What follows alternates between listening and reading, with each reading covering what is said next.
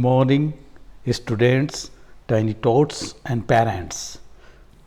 Second worksheet under STEM education. Can you comprehend? क्या आप इसको comprehend कर सकते हैं? comprehend का मतलब है कि इसको पढ़कर क्या आप समझ सकते हैं?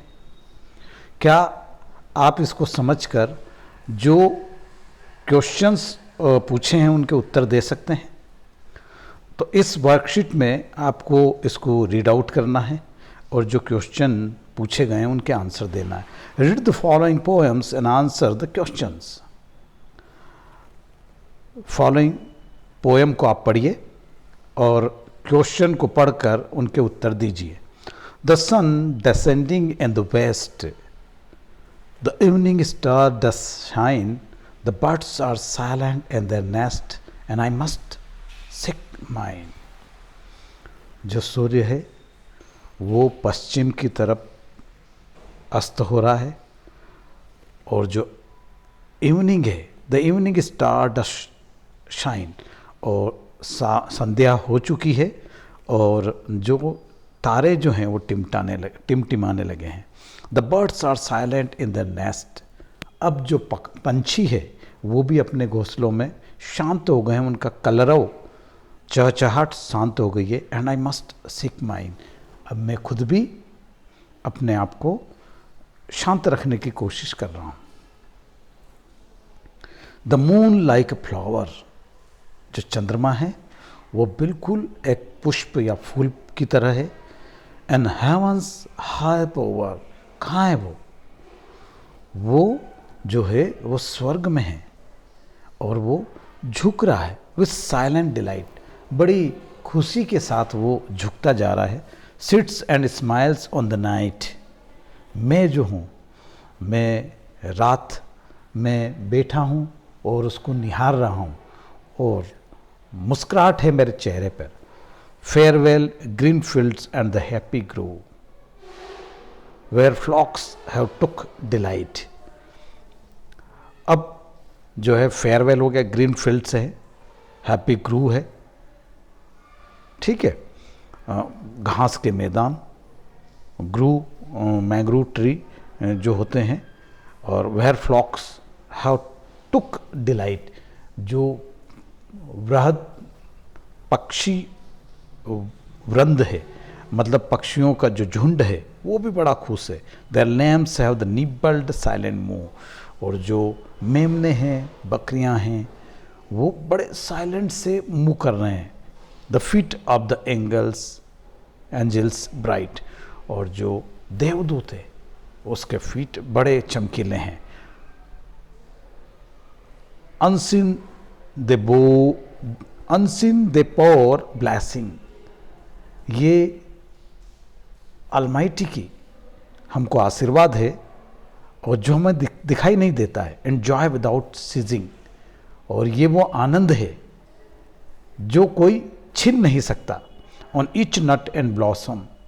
अब जो पेड़ पौधे हैं, जो पौधे हैं फल के, नट्स के, उनमें नट्स आ गए हैं. And each sleeping blossom. They look in every thoughtless nest where birds are covered warm. देखो अब जो है थॉटलेस नेस्ट है, where birds are covered warm. घोंसले हैं पंछियों के जिसमें पंछी अंदर जाके दुबकता है और गर्मी प्राप्त करता है. They visit caves of the every best. अपने पूरे प्रयासों के साथ वो पहाड़, गुफाएं सब में घूमता है. To keep them from all harm. बचाता है खुद को सारे नुकसानों से ताकि उनको कोई नुकसान न पहुँचे. If they see any weeping that should have been sleeping. They pour sleep on their head and sit down by their bed. If they see any weeping. अगर उन्हें कोई रोता हुआ देखे, that should have been sleeping. They pour sleep on their head. वो अपने मुंह को छुपा के सोते हैं. And sit down by their bed. और बिल्कुल excerpt from the poem Night by William Black की लिखी हुई पोएम है. अब इसमें देख लेते हैं क्वेश्चन एंड आंसर्स. कंप्रहेंशन यहीं से शुरू होता है कि हाउ आपको पोएम कितनी समझ में आई है? Answer the question. The evening star rises when the birds leave their nest, it is midnight, it is dawn, the sun descends in the west, the evening stars rises when the sun descends in the west। ये पूछा है उन्होंने कि evening star जो होता है, संध्या का तारा, वो कब उगता है? तो 4 ऑप्शंस दिए हैं। इन 4 ऑप्शंस में से जो डी वाला ऑप्शन है वो आंसर के बहुत करीब है। The sun descends in the west, जब सूर्य पश्चिम में अस्त होता है तब इवनिंग स्टार राइज होता है। Second question, here bower represents, यहाँ पर बोवर किस बात को रिप्रेजेंट करता है? A potted plant, a framework that support climbing plant, a bouquet of flowers, a flower vase. Bower represent a framework that supports climbing plants, and this way you have to find out the answer and write in your notebook. Okay, the poet compares the moon to a flower, a bird in the nest, sea, an evening star, an angel. A flower, the poet compares the moon to a flower.